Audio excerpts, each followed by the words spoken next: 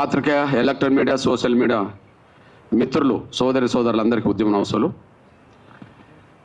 దేశంలో జరుగుతున్న ప్రధాన చర్చ ఇప్పుడు మొన్న సుప్రీంకోర్టు దళిత క్రైస్తవుల అంశం మీద ఇచ్చిన తీర్పు మీద దేశంలో సీరియస్గా చర్చ జరుగుతున్న విషయం మనందరికీ తెలుసు. దాని మీద ఎంఆర్పిఎస్ అభిప్రాయాన్ని నిర్దిష్టంగా చెప్పడం కోసం కొంత టైం తీసుకొని కొన్ని విషయాలు అధ్యయనం చేసినాకనే సమాజం ముందుకు రావాలి. ఏది న్యాయమైతే ఆ న్యాయం వైపు నిలబడాలి, ఏది ధర్మం అయితే ఆ ధర్మం వైపే నిలబడాలి.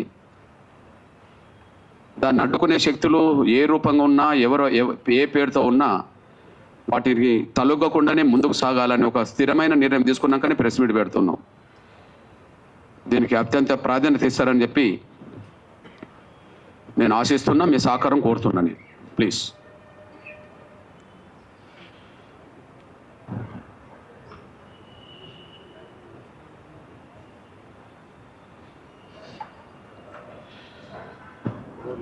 కొంత టైం తీసుకున్నా తర్వాత మీరు బిట్స్గా కూడా దాన్ని ఉపయోగించుకోవడానికి మీకు అవకాశం ఉన్నది. కాబట్టి ప్రతి మాటకు దాన్ని కొంత విశ్లేషణ చేస్తున్నప్పుడు కొన్ని ఆధారాలు మీ ముందు పెడతాను. వాటిని మీకు అవసరమైన దాన్ని మీరు ఎట్లాగో సమాజం ముందుకు తీసుకెళ్ళడానికి అవకాశం ఉన్నది. దయచేసి అర్థం చేసుకుంటారని ఆశిస్తున్నా. సహకరించండి.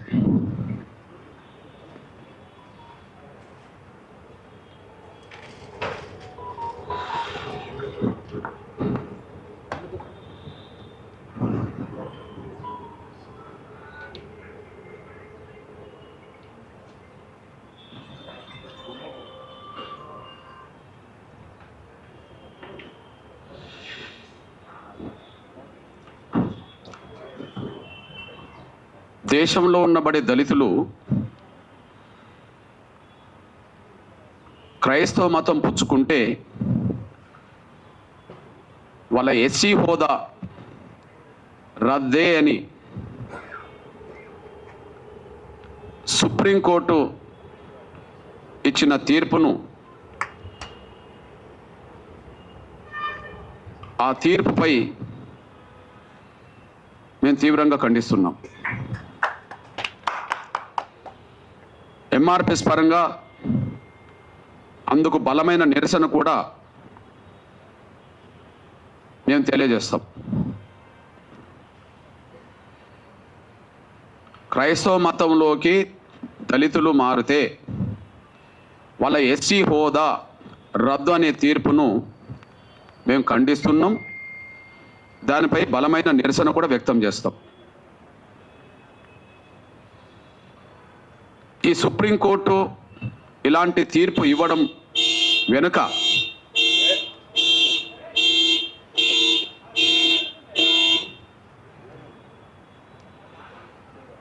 సుప్రీంకోర్టు ఇలాంటి తీర్పు ఇవ్వడం వెనుక 1950 నాడు వచ్చిన రాష్ట్రపతి ఉత్తర్వులను బేస్ చేసుకున్నది. 1950 నాడు వచ్చిన రాష్ట్రపతి ఉత్తర్వులను బేస్ చేసుకున్నట్టుగా ఆ తీర్పు చెప్తున్నది. ఆ ఉత్తర్వులే రాజ్యాంగ విరుద్ధం. ఆ ఉత్తర్వులే వివక్షతో కూడిన ఉత్తర్వులు. ఆ ఉత్తర్వులే రాజ్యాంగ విరుద్ధం. ఆ ఉత్తర్వులు వివక్షతో కూడిన ఉత్తర్వులు. ఈ రెండు తప్పే.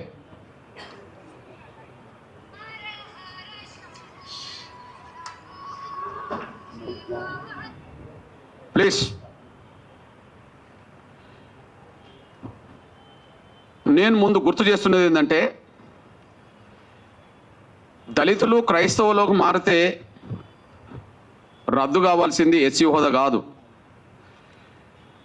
ఈ పార్లమెంటుకు చిత్తశుద్ధి ఉంటే, న్యాయ వ్యవస్థకు చిత్తశుద్ధి ఉంటే, లేదా ఉత్తర్వులు ఇచ్చే రాష్ట్రపతులకు చిత్తశుద్ధి ఉంటే రద్దు చేయాల్సింది కుల వ్యవస్థనే. కుల వ్యవస్థను రద్దు చేయండి. రద్దు కావాల్సింది ఎస్సీ హోదా కాదు. ఈ దేశంలో రద్దు కావాల్సింది కుల వ్యవస్థ. కుల కుల వ్యవస్థను రద్దు చేసే చర్యలు తీసుకోండి, మేము స్వాగతిస్తాం, సమర్థిస్తాం. కుల వ్యవస్థను రద్దు చేసే చర్యలు ఎవరు తీసుకున్నా, ఏ పార్టీ, ఏ సంఘం, ఏ సంస్థ తీసుకున్నా వాళ్ళతో కలిసి పనిచేస్తాం, వాళ్ళకి అండగా నిలబడతాం. అందువల్ల దళితులు క్రైస్తవులు మారితే సుప్రీంకోర్టు ఎస్సీ హోదా రద్దు చేయడానికి తీర్పిచ్చిందేమో కానీ మేము కోరుతున్నది కుల వ్యవస్థని రద్దు చేయమని మేము కోరుతున్నాం. ఆ కుల వ్యవస్థను రద్దు చేయడానికి ఎవరు ముందుకొచ్చినా వాళ్ళతో కలిసి పనిచేస్తాం, వాళ్ళకి అండగా నిలబడతాం. ఎందుకు ఆ మాట మాట్లాడుతున్నామంటే ఈ దేశ కుల వ్యవస్థలో అత్యంత బాధితులం దళితులమే. ఈ దేశ కుల వ్యవస్థలో అత్యంత బాధితులం దళితులమే. పశువుల కంటే హీనంగా చూడబడ్డది ఈ దేశంలో కుల వ్యవస్థలో దళితులే.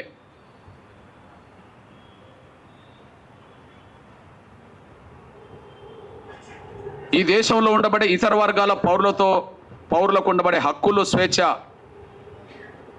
లేనిది దళితులకే. కాబట్టి కుల వ్యవస్థ బాధితులం కాబట్టి, కుల వ్యవస్థలో ఎక్కువ బాధితులం కాబట్టి, కుల వ్యవస్థలో బ్రాహ్మణేతర వర్గాలన్నీ బాధితులే. ఈ దేశ కుల వ్యవస్థలో బ్రాహ్మణేతర వర్గాలన్నీ బాధితులే. అయితే ఒక్కొక్క వర్గం మీద, ఒక్కొక్క కులం మీద కొంత మేరకు వివక్షత ఉంటుంది. ఏ రెండు కులాల మధ్యలో సాంఘిక సామరస్యత, సమానత్వం లేదు. కానీ అన్ని కులాల మీద ఆధిపత్యం, గౌరవం పొందుతున్నది బ్రాహ్మణ వ్యవస్థ. ఈ బ్రాహ్మణ వ్యవస్థలో అత్యంత పీడిత వర్గం ఎవరు? అత్యంత వివక్షత గురవుతున్నది ఎవరు? అత్యంత బాధితులు ఎవరు? పశువుల కంటే హీనంగా ఈ దేశంలో ఏ వ్యవస్థలో చూడబడ్డం? దళితులు, కుల వ్యవస్థల వాళ్ళు. అంటే ఈ దేశ కుల వ్యవస్థలో అత్యంత బాధితులం దళితులం కనుక ఆ దళిత బాధితుల వర్గం నుంచి మేము మాట్లాడుతున్నాం. కుల వ్యవస్థను రద్దు చేయండి. ఎస్సీ హోదా కాదు, కుల వ్యవస్థను రద్దు చేయమని మేము డిమాండ్ చేస్తున్నాం. కుల వ్యవస్థను ఏ పార్టీ సమర్థిస్తుందో బహిరంగపరచమనండి. అస్పృశ్యత అనేది ఏ వ్యవస్థ నుంచి వచ్చిందో రాజకీయ పార్టీలు బహిరంగపరచాలి. ఈ ప్రపంచంలో ఎక్కడ లేని అస్పృశ్యత ఈ దేశంలో ఏ వ్యవస్థ ద్వారా వచ్చిందో బహిరంగపరచాలి. కుల వ్యవస్థను సమర్థించేటోళ్ళంటే కుల వ్యవస్థను సమర్థించిన వాళ్ళే. కుల వ్యవస్థను వ్యతిరేకించిన వాళ్ళంటే సమానత్వాన్ని కోరుకున్న వాళ్ళే. సమానత్వాన్ని ఈ దేశంలో కోరుకునేటోళ్ళు కుల వ్యవస్థ రద్దు కోరుకుంటారు. అసమానతలు ఉండాలని కోరుకునేటోళ్ళు కులాన్ని కోరుకుంటారు, ఉండాలని కోరుకుంటారు. ఈ ఉండాలని కోరుకున్న వాళ్ళు ఎవరో బహిరంగం రావాలి. కుల వ్యవస్థ రద్దు కోరుకునేటోళ్ళు ఎవరో బహిరంగం రావాలి. అవి సంస్థలైనా, వ్యక్తులైనా, రాజకీయ పార్టీలైనా, ఎవరైనా ఈ విషయంలో బహిరంగ రావాలని డిమాండ్ చేస్తున్నా. నేను ఇంత మాట మాట్లాడడానికి కారణం ఏంటంటే ఏ తీర్పు అయితే సుప్రీంకోర్టు ద్వారా వచ్చిందో, ఒకనాడు సుప్రీంకోర్టుకు చీఫ్ జస్టిస్గా పనిచేసిన మన తెలుగు ప్రముఖుడు,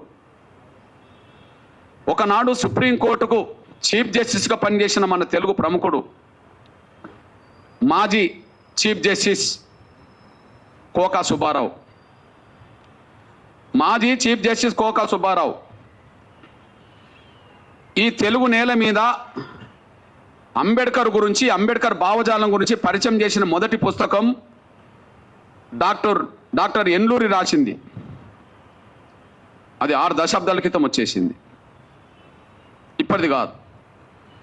6 దశాబ్దాల క్రితం వచ్చింది, ఇప్పటిది కాదు. దానికి ముందు మాట రాసింది అప్పుడే. నేను ఇప్పుడు మీకు చూపెడుతున్న పుస్తకం ఈరోజు రాసుకున్నది కాదు, ఈరోజు రాసుకున్నది కాదు. ఇప్పుడు ఆ మేధావి కోక సుబ్బారావు అనేటైనా అమాయకుడు కాదు, నిరక్షరాస్యుడు కాదు. ఇప్పుడు ఇచ్చిన సుప్రీంకోర్టు జడ్జిల కంటే పై హోదాలో ఉన్న వ్యక్తి. అతను చీఫ్ జస్టిస్గా పనిచేసిన వ్యక్తి ఈ దేశ కుల వ్యవస్థ గురించి రాస్తూ ముందు మాట, డాక్టర్ అంబేద్కర్ జీవిత చరిత్రకు ముందు మాట రాస్తూ ఏమన్నాడో ఒకసారి గుర్తు చేసుకుందాం. ఆయన మన తెలుగు ప్రముఖుడే, ఉన్నత వర్గాలకు సంబంధించిన వ్యక్తి వెలమ. ఆయన ఏం మాట్లాడిండో చదివినిపిస్తా. హిందూ మతానికి కులతత్వం ఒక వినాశ హేతువు. హిందూ మతానికి కులతత్వం ఒక వినాశ హేతువు. కులతత్వానికి రాజ్యాంగ చట్టంలో ఎలాంటి ప్రసక్తి లేకపోయినా అది ఏదో ఒక రూపంలో తాండవిస్తూనే ఉంది.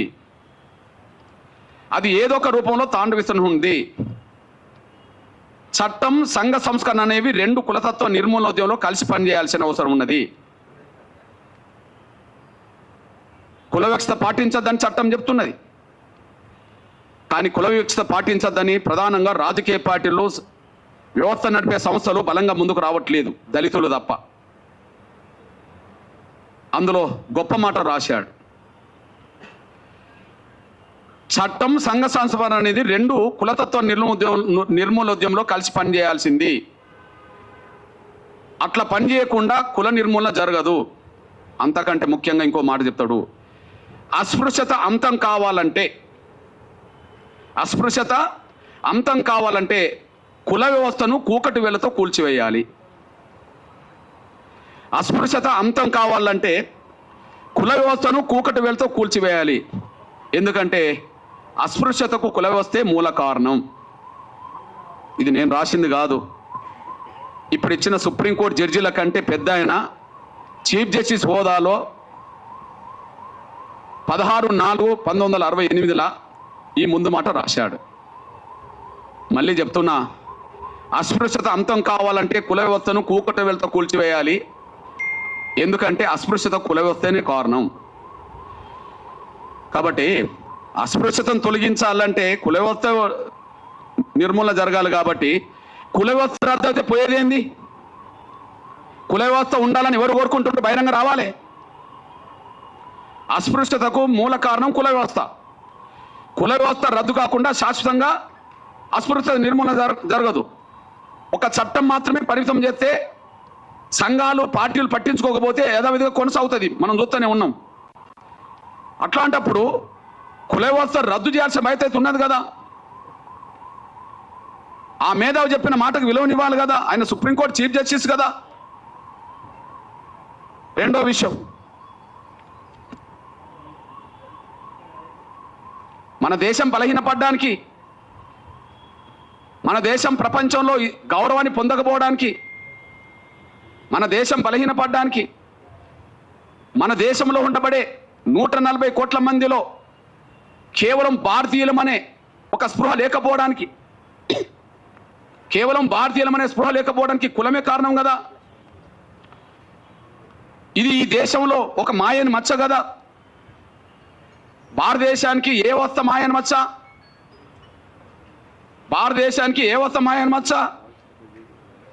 భారతదేశానికి కుల వ్యవస్థ ఒక మాయని మచ్చ. అందుకు సాక్ష్యం మీ దృష్టికి తీసుకొస్తున్నా. ఈ దేశం బలహీనపడ్డది కుల వ్యవస్థ వల్ల. ఒకనాడు అఖండ భారత్లో ఉన్నాం. ఒకనాడు మనం అఖండ భారత్ అని చెప్పుకునే వాళ్ళం. ఇప్పుడున్న భారతే అఖండ భారత్ కాదు కదా. పోనీ పాకిస్తాన్ విభజన కంటే ముందు ఉన్న భారత్ కూడా ఇప్పుడు లేదు కదా. పాకిస్తాన్ కంటే ముందు, పాకిస్తాన్ భారతదేశంలో భాగం ఉన్నప్పుడు కూడా అంతకుముందు అఖండ భారత్ అన్నాం కదా. అఖండ భారత్ లేదు కదా. మన నుంచి భారతదేశం అనే ఈ దేశం నుంచి పాకిస్తాన్ విడిపోయింది కదా. విడిపోవడానికి ఆ విశ్వాసం సంబంధించిన వాళ్ళు ఎక్కువ మంది కావడమే కదా. మరి ఆ విశ్వాసంలోకి ఎక్కువ మంది పోవడానికి కారణం ఏంది? బౌద్ధ మతంలోకి ఇతరులు పోవడానికి కారణం ఏంది? క్రైస్తవ మతంలోకి ఇతరులు పోవడానికి కారణం ఏంది? కారణాలు పరిశీలించాలి కదా. హిందూ ధర్మం, సనాతన ధర్మం పురాతనమైంది కదా. మన భారతదేశానికి హిందూ ధర్మం, సనాతన ధర్మం పురాతనమైంది కదా. పురాతనమైన ధర్మం మన భారతదేశ ఎల్లలు దాటి ఇతర దేశాల ప్రజలను ఎందుకు ప్రభావితం చేయలేకుండా పోయింది? ఏ లోపం ఉన్నది?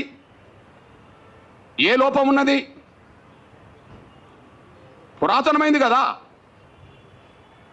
సనాతన ధర్మం తర్వాతనే, లేదా హిందూ విశ్వాసం తర్వాతనే క్రైస్తవం వచ్చింది కదా,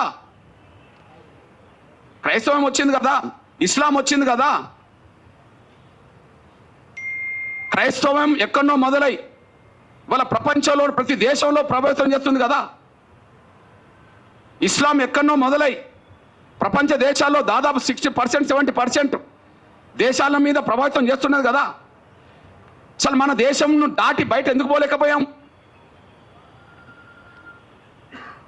సనాతన ధర్మం తర్వాతనే మిగతా ధర్మాలు వచ్చినాయి కదా ఈ ప్రపంచంలో.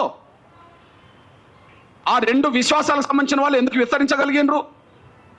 మనం ఎందుకు కుచించకపోయినాం? మన ధర్మంలో ఉండే లోపం ఏంటిది? సనాతన ధర్మంలో ఏదైనా లోపం ఉన్నదనుకుంటే కుల వ్యవస్థను సమర్థిస్తూనే ఉంటుంది. హిందూ ధర్మంలో ఏదైనా లోపం ఉన్నదంటే కుల వ్యవస్థను సమర్థిస్తున్నట్టుగానే ఉంటుంది. కుల వ్యవస్థను సమర్థిస్తే అందులో లోపం ఉన్నట్టే.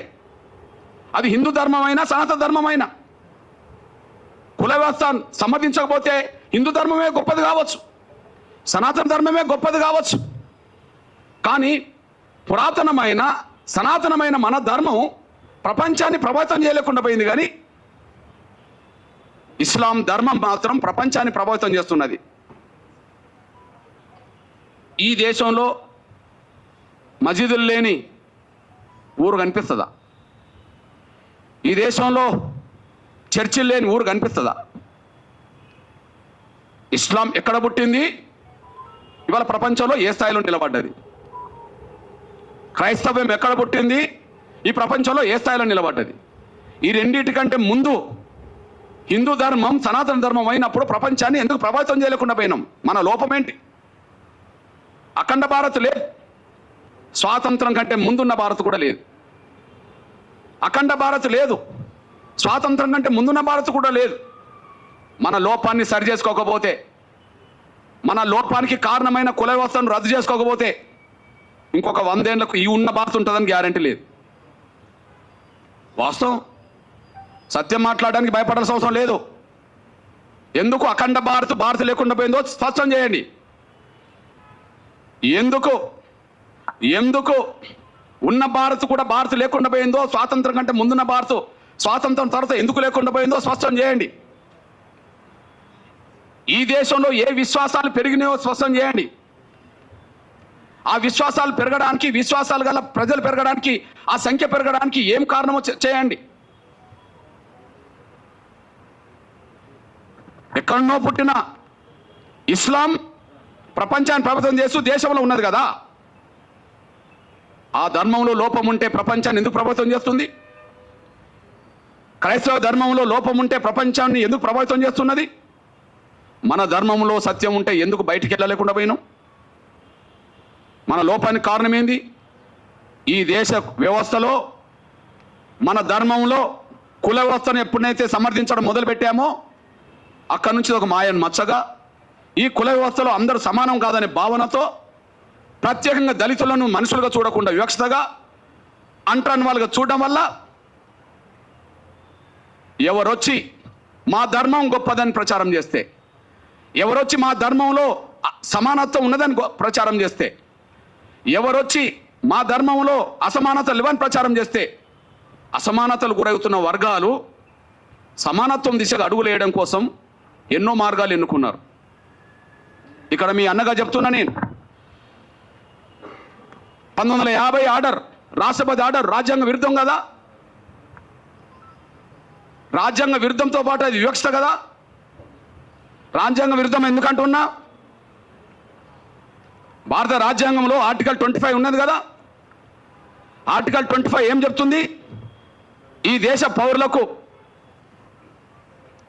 పౌరులకు వాళ్ళు ఇష్టమున్న మతాన్ని ఎన్నుకోవచ్చు, వాళ్ళు ఇష్టమున్న మత విశ్వాసాలు కలిగి ఉండవచ్చు అని చెప్పి ఆర్టికల్ 25 చెప్తున్నది కదా. ఆర్టికల్ 25 చెప్తున్నది కదా. అదే సమయంలో ఆర్టికల్ 14, 15 ఏం చెప్తున్నది? సమానత్వం హక్కు అని చెప్తున్నది కదా. లింగపరంగా, మతపరంగా, కులపరంగా వివక్ష ప్రదర్శించొద్దు, భారతీయులందరి పట్ల సమానంగా చూడాలని చెప్పి ఆర్టికల్ 14, 15 చెప్తున్నది కదా. మత స్వేచ్ఛ ఉన్నది, సమానత్వం అందరినీ సమానంగా చూడమని ఉన్నది. మరి ఇప్పుడు దళితులు మాత్రమే క్రైస్తవ మతంలో తీసుకుంటే ఎస్సీ హోదా రద్దు అవుతుందని ఎట్లా ఆర్డర్ వస్తుంది? దళితులు మాత్రమే క్రైస్తవ మతం తీసుకుంటే ఎస్సీ హోదా రద్దు అవుతుందని చెప్పి ఎట్లా ఆర్డర్ వస్తుంది? ఆ ఆర్డర్ను సమర్థిస్తూ ఎట్లా తీర్పు వస్తుంది? నేను ఎందుకు ఈ మాట మాట్లాడుతున్నంటే, ఈ దళిత వర్గం నుంచి ఇప్పటికీ భక్తులే, ఈ దళిత వర్గం నుంచి ఎవరన్నా క్రైస్తవ మతంలో చేరుకుంటే ఇప్పటికీ భక్తులే. కానీ క్రైస్తవ మతాన్ని ప్రచారం చేసే పెద్ద పెద్ద మిషనరీ సంస్థలు ఉన్నత వర్గాలు, పెద్ద మిషనరీ సంస్థలు ఉన్నత వర్గాలు. అందులో బ్రాహ్మణులు ఉన్నారు, అందులో వైశ్యులు ఉన్నారు, అందులో బ్రాహ్మణులు ఉన్నారు. ఇక్కడ తెలుగు నేల మీద కమ్మ వాళ్ళు ఉన్నారు, రెడ్లు ఉన్నారు, కాపులు ఉన్నారు, అందరూ ఉన్నారు. ఇక్కడ కుట్ర జరిగింది. ఆర్డర్ కంటే ముందు కుట్ర జరిగింది. ఈ 1950లో వచ్చిన ఆర్డర్ రాజ్యాంగ విరుద్ధము. ఆర్డర్ వివక్షతో కూడిన ఆర్డర్. అది ఆ వివక్షతో కూడిన ఆర్డర్ రావడానికి కారణం ఏంది? అప్పుడు ఇప్పుడు మత బోధకులు అగ్రకులాలే నా ఆరోపణ. అప్పుడు 100 ఏళ్ల క్రితం చరిత్ర, ఈనాటి చరిత్ర. 100 ఏళ్ల క్రితం చరిత్ర, ఈనాటి చరిత్ర. దళితులను మతం మార్చుకుంటే వాళ్ళ ఎస్సీ హోదా ఇయ్యాలనా వద్దా అని చర్చ జరిగినప్పుడు,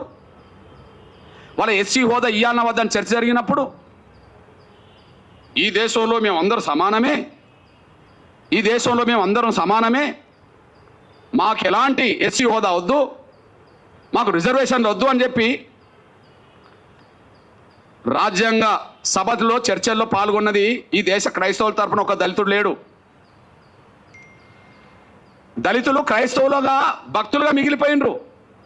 కానీ క్రైస్తవ ప్రచారం చేసింది, క్రైస్తవ మతం సమానత్వంతో కూడుకున్నదని ప్రచారం చేసింది ఎవరన్నా ఉంటే, దేశంలో పేరు గల్ల వాళ్ళు ఎవరన్నా ఉంటే అప్పుడు ఇప్పుడు అగ్రకులాలే. వాళ్ళు మారవచ్చునా?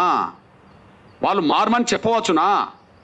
వాళ్లకు ఈ ఆర్టికల్ ఏదైతే ఈ రాష్ట్రపతి ఇచ్చిన 1950 ఆర్డర్ అయితే వాళ్ళకు వర్తించదా? కుట్ర జరిగింది. రాజ్యాంగం రాయడానికంటే ముందు రాజ్యాంగ సభ చర్చల్లో మైనార్టీల హోదా, అణగారిన వర్గాలకు సంబంధించిన వాళ్ళ మతపరమైన హోదా ఎట్లా ఉండాలని చర్చ జరిగినప్పుడు ఆ చర్చల్లో ఈ దేశ క్రైస్తవ ప్రతినిధులుగా 4 పాల్గొన్నారు. ఈ దేశ క్రైస్తవ ప్రతినిధులుగా 4 పాల్గొన్నారు. ఈ 4లో ఈ కమిటీకి చైర్మనే మీ దృష్టికి తీసుకొస్తున్నా. అల్పసంఖ్యాక వర్గాల సబ్ కమిటీ, అడ్వైజరీ కమిటీ. రాజ్యాంగంలో అల్పసంఖ్యాక వర్గాలకు, దళితులకు, పేద వర్గాలకు ఎలాంటి ఉండాలని చెప్పినప్పుడు అంటే అంబేద్కర్ కూడా ఉంటాడు. కానీ దీనికి చైర్మన్ ఎవరు? హెచ్సి ముఖర్జీ, పశ్చిమ బెంగాల్. ఆయన ఎవరు? బ్రాహ్మణ్. ఎవరి తరఫున పాల్గొన్నాడు? ఈ దేశ భారతీయ క్రైస్తవుల తరఫున పాల్గొన్నాడు. ఎవరు ఆయన? బ్రాహ్మణ్. ఓకే. ఇంకొక ఆయన ఫాదర్ జెరోమ్ డిసోజా, ఈయన పాల్గొన్నాడు. ఈయన అగ్రకుల వ్యక్తే. ఇంకొక ఆయన రాజకుమారి అమృత్ కౌర్, ఈమె రాజకుటుంబంలో పుట్టింది. అట్లనే పీకే సాల్వే, ఈయన కూడా అగ్రకులస్తుడే. వీళ్ళు 4 ఈ దేశ క్రైస్తవులకు ఏం రావాలి అనే కాడ మాట్లాడిండ్రు. మాకు రిజర్వేషన్లు వద్దన్నారు. అంటే ఈ దేశ దళిత క్రైస్తవులకు అన్యాయం జరుగుతున్నది, వాళ్ళకు న్యాయం జరగాలని మాట్లాడుతున్నప్పుడు మాలో సమానత్వం ఉన్నది, మాకు ఎలాంటి విభేదాలు లేవు, మాకు రిజర్వేషన్లు వద్దు, మాకు ఎస్సీ హోదా వద్దని చెప్పి అగ్రకులస్తులు చెప్పారు కదా. అంటే మీరు ఇప్పుడు చెప్పండి, అంటే దళితులు, హిందూ దళితుల తరపున అంబేద్కర్ పాల్గొన్నాడు, ఎదుగుతూనే పాల్గొన్నాడుగా. హిందూ దళితుల తరపున ఇందులో ఇదే కమిటీలో జగ్జీవన్ కూడా పాల్గొన్నాడు. హిందూ దళితుల తరపునే కదా ఈ కమిటీలో ఉంటాడు. అంబేద్కర్ ఉంటాడు, జగ్జీవన్ రావు ఉంటాడు. కానీ హిందూ దళితుల తరపున వాళ్ళు మాట్లాడతారు. క్రైస్తవ తరపున మాట్లాడలేదా అంబేద్కర్ అంటే మాట్లాడిన చరిత్ర నేను చెప్తా. కానీ ప్రత్యేకంగా క్రైస్తవ తరపున మాట్లాడాల్సిన నిర్ణయం ఎవరు తీసుకోవాల్సి వచ్చింది? ఈ దేశంలో క్రైస్తవ తరపున ఎదిగిన వాళ్ళే. మరి అప్పుడు దళితుల నుంచి క్రైస్తవులో ఎదిగిన వాళ్ళు ఎవరు లేరు కదా, ఆస్థాకి ఎదిగిన వాళ్ళు లేరు కదా, భక్తులుగా మిగిలిపోయిండ్రు కానీ ఒక శక్తులుగా ఎదగలేదు కదా. ఈ నలుగురు కూడా గాంధీ శిష్యులే. పేరు క్రైస్తవ మతం ఉన్నది వాళ్ళ కులాలు అగ్రకులాలు, కానీ వాళ్ళు గాంధీ శిష్యులు. గాంధీ చేసిన మోసం వల్ల హిందూ దళితులు మోసపోయినరు, దళిత క్రైస్తవులు మోసపోయినరు. ఏం మోసం? హిందూ దళితులు ఎక్కడ మోసపోయినరు? హిందూ దళితులకు ప్రత్యేక నియోజకవర్గాలు ఉండాలని కమ్యూనల్ అవార్డు వచ్చింది కదా. కమ్యూనల్ అవార్డు రద్దు చేయించడం కోసం కదా గాంధీ నిరాహారదీక్ష చేసింది. ఆయనను బతికించడం కోసం కదా అంబేద్కర్ రాజీపడాల్సి వచ్చింది. అంటే ప్రత్యేక నియోజకవర్గాలు పోయినాయి కదా. ఎస్సీలు నిలబడ్డ నియోజకవర్గాల్లో ఎస్సీలే ఓట్లేసుకొని గెలిపించుకోవాలనేది పోయింది కదా. ఇది పోవడానికి కారణం గాంధీ కదా. అంటే హిందూ దళితులను మోసం చేసింది గాంధీ కదా. హిందూ దళితుల జీవితాలు అడ్డుకున్నది గాంధీ కదా. దళితులు క్రైస్తవ మతం తీసుకుంటే క్రైస్తవ మతం తీసుకున్న దళితులకు ఎస్సీ హోదా అవసరం లేదని చెప్పి మాట్లాడిచ్చింది కూడా అగ్రకులాల క్రైస్తవ పెద్దలతోటే కదా. వీళ్ళు ఈ నలుగురు గాంధీ శిష్యులే కదా. అంటే దళిత క్రైస్తవులకు ఆనాడు మోసం జరగడానికి, దళిత హిందువులకు మోసం చేయడానికి గాంధీకి పన్నిన కుట్ర కారణం కదా. ఇది వాస్తవం కదా. ఇది వాస్తవమే కదా. అదే సమయంలో మీ అన్నగా చెప్తున్నా నేను, అంబేద్కర్ అభిప్రాయం మొదటి నుంచి నిర్దిష్టంగా ఉన్నది. అంబేద్కర్ అభిప్రాయం మొదటి, ఆయన హిందూ దళితుడుగానే పాల్గొన్నాడు ప్రతి చోట. ఆయన ఎన్నికలు నిలబడ్డా హిందూ దళితుడుగా నిలబడ్డాడు. రిజర్వేషన్ సీట్ల నుండి ఆయన ఎక్కడైనా హిందూగానే ఉన్నాడు. ఆయన బౌద్ధ మతం తీసుకున్నది ఎప్పుడు? అక్టోబర్ 14, 1956లో. ఆ తర్వాత 2 నెలలు కూడా తర్వాతనే చనిపోయాడు. అంటే అంతకుముందు బౌద్ధ మతం తీసుకోవడానికంటే ముందు, అంటే చనిపోవడానికి 2 నెలల ముందు కూడా ఈయన హిందువే కదా. అంబేద్కర్ హిందువేనేగా, అఫీషియల్గా హిందువునే కదా. ఎస్సీ రిజర్వేషన్లో హిందూ దళితుడుగానే చేశారు. ఎస్సీ నియోజకవర్గంలో హిందూ దళితుడు కాకపోతే అప్పటికి బౌద్ధ మతంలో ఉన్నోళ్ళకు కూడా ఎస్సీ హోదా లేదు కదా. సిక్కు మతం ఉన్న వాళ్ళకి ఎస్సీ హోదా లేదు కదా. అంబేద్కర్ పోటీ చేసే నాటికి ఒక హిందూ దళితులకు మాత్రమే పోటీ చేసే అవకాశం ఉన్నది కదా. మరి హిందూ దళితుడుగా ఆయన అభిప్రాయం చెప్పిండు కదా. మతం మారినంత మాత్రాన కుల వ్యవస్థకు సంబంధించిన అవమానాలు దళితులకు తగ్గవు. ఆయన 2 చోట్ల చెప్పాడు. చెప్పేశాడు. అంబేద్కర్ అభిప్రాయాలు చాలా స్పష్టంగా కనిపించినాయి. లోధియన్ కమిటీ పరిణామాలే కమ్యూనల్ అవార్డు వచ్చింది. ఆ లోధియన్ కమిటీ ముందు ఈయన వాదన చేశాడు. ఆ వాదన ఒకసారి వినిపిస్తా చూడండి. హిందూ మతం నుండి క్రైస్తవంలోకి మారిన వాళ్లకు గుర్తింపు రావచ్చునో రాదో, కానీ సమాజం అతన్ని చూసే చూపులో మాత్రం మార్పు రాదు. గ్రామాల్లో దళిత క్రైస్తవులు ఇప్పటికీ అస్పృశ్యులుగానే పరిగణించబడుతున్నారు. వారికి విడిగా శ్మశానాలు ఉంటాయి. ఇది ఎప్పటి మాట? 1932 కంటే ముందు మాట, కమ్యూనల్ అవార్డు కంటే ముందు మాట. అయితే అప్పుడు కూడా ఇట్లాంటి ఉన్నత వర్గాల క్రైస్తవ లీడర్లు మాకు అవసరం లేదన్నప్పుడు ఆయన డీసెంట్ నోట్ రాస్తాడు. మీ అభిప్రాయంతో నేను ఏకీభవించట్లేదు అని. మీ అభిప్రాయంతో ఏకీభవించట్లేదని చెప్పి లోధియన్ కమిటీ ముందు ఆయన డీసెంట్ నోట్ రాసి ఏమంటాడంటే, అస్పృశ్యతను కేవలం హిందూ మతానికి పరిమితం చేయకూడదు. అస్పృశ్యత వల్ల కలిగే సామాజిక వైకల్యం, సోషల్ డిజాబిలిటీ ఏ మతంలో ఉన్న వారికైనా వర్తిస్తుంది. కేవలం క్రైస్తవులనే ముద్ర వేసి వాళ్ళని అణగారిన వర్గాల జాబితా నుండి తొలగించడం అన్యాయము. వాళ్ళను అణగారిన వర్గాల జాబితా నుండి తొలగించడం అనేది అన్యాయము. ఇది ఎప్పుడు రాశాడు? ఆర్డర్ రాకముందే రాశాడు. 1950 ఆర్డర్. కానీ ఇది కమ్యూనల్ అవార్డు కంటే ముందు ఆయన డీసెంట్ నోట్ కూడా రాశాడు.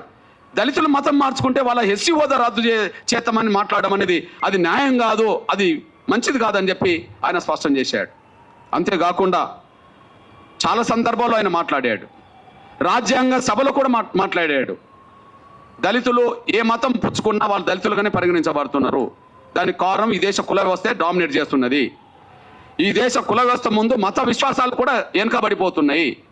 మళ్ళీ చెప్తున్నా, ఈ దేశ కుల వ్యవస్థ ముందు మత విశ్వాసాలు కూడా వెనుకబడిపోతున్నాయి. మత విశ్వాసాల కంటే కుల వ్యవస్థకు ఉండబడే దాని మీదనే ఎక్కువ ప్రాధాన్యత ఉన్నది. కాబట్టి దళితులు ఏ మతం పుచ్చుకున్న వాళ్ళు దళితులుగానే ఉంటారని చెప్పి ఆయన స్పష్టం చేశాడు. అంతేకాకుండా మీ అన్నగా ఒక విషయం గుర్తు చేస్తున్నా నేను. షోలాపూర్ సభలో ఎప్పుడు పెట్టిందంటే 1937లో పెట్టిండు. మతం మారడం వల్ల ఆత్మగౌరవం వస్తుందని ఆశించి చివరికి అటు ఆత్మగౌరవం దక్కక ఇటు లౌకికవాద రిజర్వేషన్ కోల్పోయి దళిత క్రైస్తవులు 2 పడవల మీద ప్రయాణం చేస్తున్నారని నేను అభివర్ణించారు. ఇటు హక్కులు పోయినాయి, ఇటు గౌరవం పోయింది. హక్కులు పోయినాయి, అటు గౌరవం పోయింది.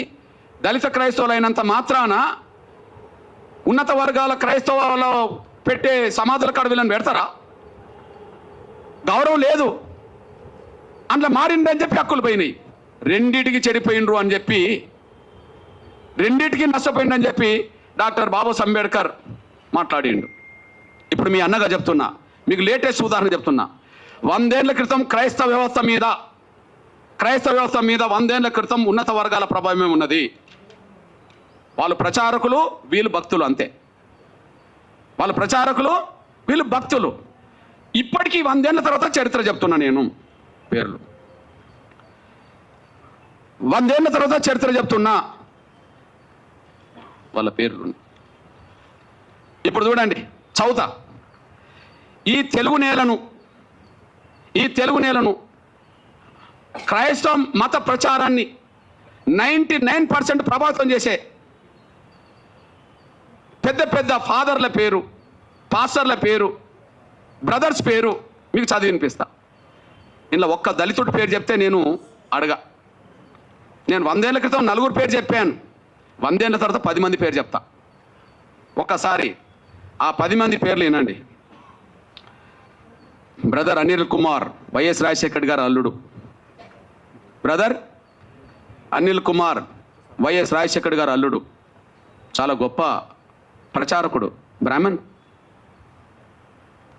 ఓకే,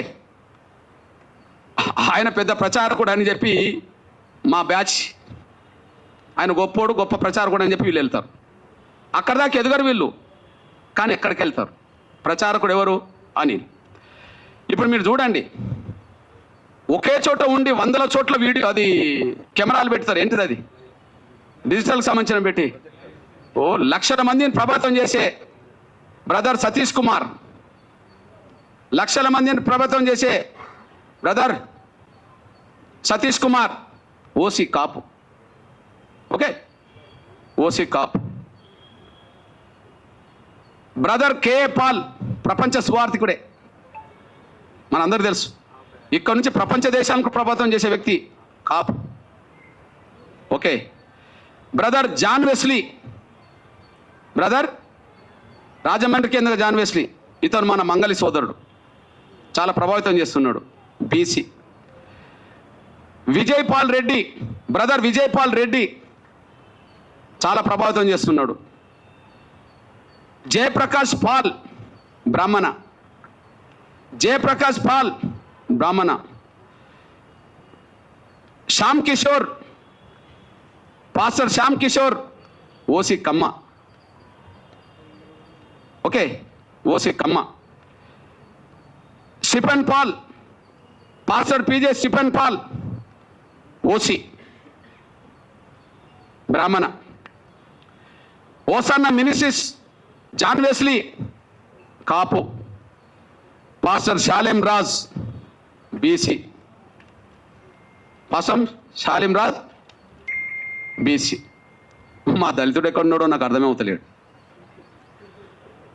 వీళ్ళు ఈ తెలుగు నేల మీద క్రైస్తవ మత ప్రచారకులుగా వాళ్ళు దేశంలో అంతర్జాతీయ స్థాయిలో పేరు తెచ్చుకుంటున్నారు. వాళ్ళని నమ్మి సమానత్వం ఉన్నదని చెప్పి వీళ్ళు భక్తులుగా పోతున్నారు. ఇప్పుడు ఈ ప్రచారం చేసిన వాళ్ళకు ఈ మతంలో చేరండి, ఈ మతం గొప్పదని చెప్తున్న వాళ్లకు 1950 ఆర్డర్ వర్తించదు.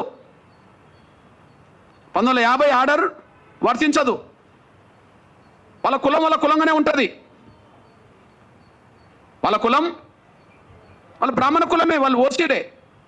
వాళ్ళ కమ్మ కులమే, వాళ్ళు ఓసీలే. మా మంగళ సోదరుడు బీసీనే, కాపులు ఓసీనే అక్కడ కదా, కమ్మ వాళ్ళు ఓసీనే. ఈ ఆర్డర్ వాళ్ళకేం వర్తించదు. ఎవరైతే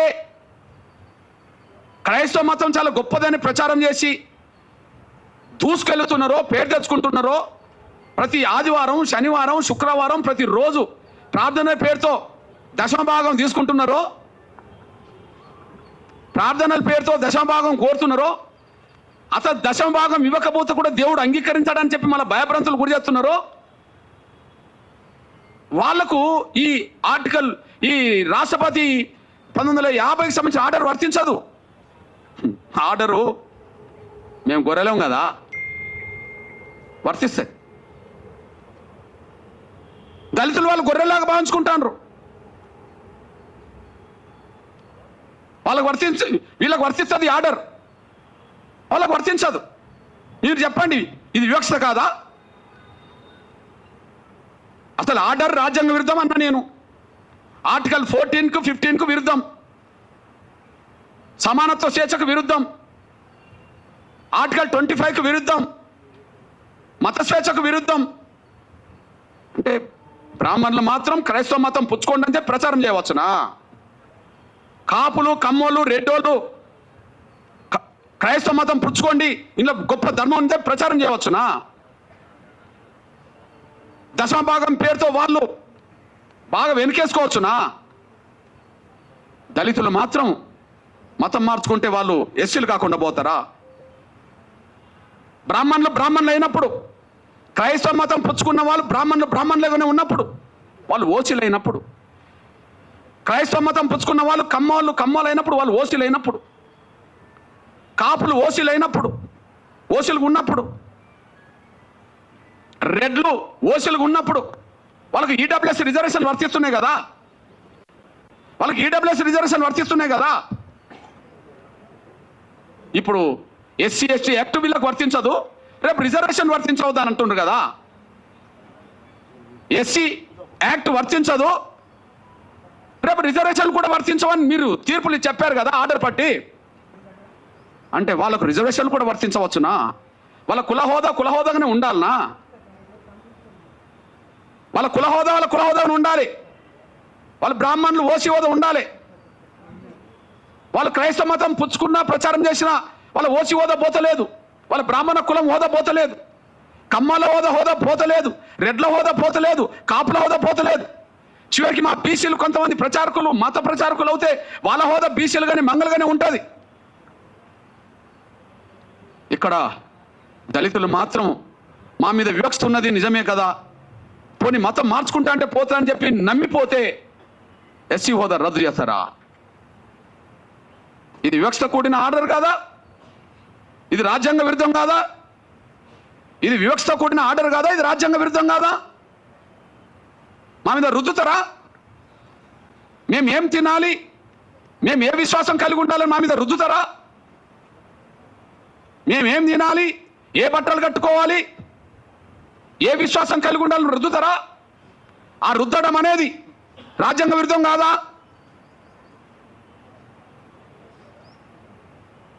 మత స్వేచ్ఛ లేదని, ఎవరు కూడా హిందూ ధర్మంలోనే ఉండాలని కుల వ్యవస్థ రద్దు చేసి ఆర్టికల్ 25 తొలగించండి, మాకు అభ్యంతరం లేదు. మత స్వేచ్ఛ వద్దు, అందరూ హిందువులుగానే ఉందాం, అందరూ సనాతన ధర్మం విశ్వసిద్దాం, అందరూ హిందువులుగానే ఉందాం, సనాతన ధర్మాన్ని విశ్వసిద్దాం. కుల వ్యవస్థ ఉండదు, కులాన్ని రద్దు చేస్తున్నామని చెప్పానండి. దాని ద్వారా మెజార్టీ ప్రజలు ఆర్టికల్ 25 ఉన్నా లేకపోయినా దాన్ని పట్టించుకోరు. మనకి ఇక్కడ అందరికీ స్వేచ్ఛ ఉంటే, అందరికీ గౌరవం ఉంటే,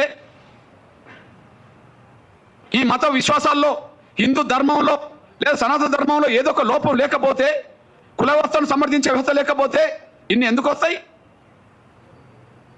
మనం విస్తరించలేకుండా పోయినాం, కానీ వాళ్ళు విస్తరించుకుంటూ ఇక్కడికి వచ్చేశారు. ఆ విస్తరించేటప్పుడు అది కరెక్ట్ మంచిది అని చెప్పి ప్రచారం చేసింది అగ్రకులాల క్రైస్తవ ప్రచారకులే. వివక్ష గురైన వాడు పోతే మాత్రం వాని హక్కు రద్దు చేస్తారు. ఇది న్యాయం కాదు, ధర్మం కాదు. ఇది గాంధీ కుట్రలో భాగం. ఇది గాంధీ కుట్రలో భాగం. గాంధీ ప్రత్యక్షంగా ఉండి కమ్యూనల్ అవార్డు అమలు కాకుండా అడ్డుకున్నాడు. గాంధీ పరోక్షంగా ఆనాడు రాజ్యాంగ సభ చర్చల్లో దళిత క్రైస్తవులకు రిజర్వేషన్ అవసరం లేదు, మేము అందరూ సమానమే అని చెప్పి 4 క్రైస్తవ అగ్రకులాల క్రైస్తవ పెద్దలతో అలా రాయించుకున్నాడు. ఇది కుట్ర. నాటి నుంచి నేటి వరకు వివక్ష కొనసాగుతుంది. నాటి నుంచి నేటి వరకు వివక్ష కొనసాగుతుంది. ఈ నేపథ్యంలో స్పష్టం చేస్తున్నాం. పోనీ అంబేద్కర్ అభిప్రాయం స్పష్టంగా ఉన్నది. అంబేద్కర్ విలువనిస్తుండ్రా? మేము అంబేద్కర్ను గౌరవిస్తామని మాట్లాడుతుండ్రు కదా. అంబేద్కర్ ప్రపంచ మేధావని మాట్లాడుతుండ్రు కదా. అంబేద్కర్ గొప్ప రాజనీతిజ్ఞుడు అని మాట్లాడిండు కదా. మరి ఆయన అభిప్రాయానికి విలువనియాలి కదా. ఆయన అభిప్రాయానికి విలువనివ్వాలి కదా. ఈ దేశంలో మత వ్యవస్థ కంటే మత వ్యవస్థను మింగింది ఇప్పుడు కుల వ్యవస్థ కదా. ఏదో అంటారు చూడు, పాముకు పాలు పోస్తే కాటేయకుండా ఉంటుందా అంటే, సనాతన ధర్మంలో కులం లేదనేటోళ్ళు ఉన్నారు, సంతోషమే. హిందూ ధర్మంలో వివక్ష లేదని ఉంటారు, సంతోషమే. మరి సనాతన ధర్మానికి కులానికి సంబంధం లేనప్పుడు, హిందూ ధర్మంలో వివక్ష లేనప్పుడు కుల వ్యవస్థ మనకు అవసరమే లేదు కదా. కుల వ్యవస్థ ఇప్పుడు హిందూ ధర్మాన్ని కూడా బలి తీసుకుంటుంది కదా, సనాతన ధర్మాన్ని కూడా బలి తీసుకుంటుంది కదా. సాక్ష్యం ఏంటిది? వెంకటేశ్వర స్వామి దేవాలయంకి వెళ్ళేటప్పటికీ అందరూ హిందువులే కనిపిస్తారు. మరి వాళ్ళ సొంత ఊర్లోకి వచ్చినప్పుడు అక్కడ పోయిన వాళ్ళు అందరూ కలిసి ఒకరినొకరిని ఇచ్చిపుచ్చుకునే ఉండడానికి అవకాశం లేదు కదా. అయోధ్యకి వెళ్ళేటోళ్ళు అందరూ అక్కడ సమానంగా కనిపిస్తారు. కానీ రాముణ్ణి నమ్ముకున్న వాళ్ళందరూ ఈ దేశంలో అందరూ సమానంగా వాళ్ళ గ్రామాల్లో లేరు కదా. కృష్ణుని నమ్ముకునేటోళ్ళు ద్వారాకి వెళ్ళొస్తుంటారేమో, అక్కడికి వెళ్ళేటప్పుడు అందరూ సమానంగా దేవుడి కాడ కనిపిస్తారేమో. కానీ ఇళ్ళకి వచ్చినప్పటికీ వాళ్ళ మధ్యలో సమానత్వం లేదు కదా. రాముని నమ్ముకున్నా, కృష్ణుని నమ్ముకున్నా, క్రీస్తుని నమ్ముకున్నా, ఎవరిని నమ్ముకున్నా, వెంకటేశ్వర నమ్ముకున్నా, ఈ దేశ కుల వ్యవస్థ విశ్వాసాల కంటే ఈ యొక్క కుల వ్యవస్థే శాసిస్తున్నది కదా. విశ్వాసాలు 2వ స్థాయికి వెళ్ళినాయి కదా, కుల వ్యవస్థ శాసిస్తున్నది కదా. అంటే మనం పెంచి పోషించిన పాము మనం కాటేస్తున్నది కదా. ఈ కాటేయడం వల్లనే అఖండ భారత్ లేకుండా పోయింది కదా. ఈ కాటేయడం వల్లనే ఉన్న భారత్ కూడా పాకిస్తాన్ భూభాగం అంటే వెళ్ళిపోయింది కదా. దేనివల్ల వెళ్ళిపోయింది? ఈ కుల వ్యవస్థ రుగ్మత మాయన్ మచ్చ ఉండడం వల్లనే ఇక్కడ వేరే విశ్వాసాలు పెరగాల్సిన దారితీసింది కదా. ఆ విశ్వాసాలను తీసుకొచ్చిన వాళ్ళు కూడా అగ్రకులాలే వాళ్ళే కదా.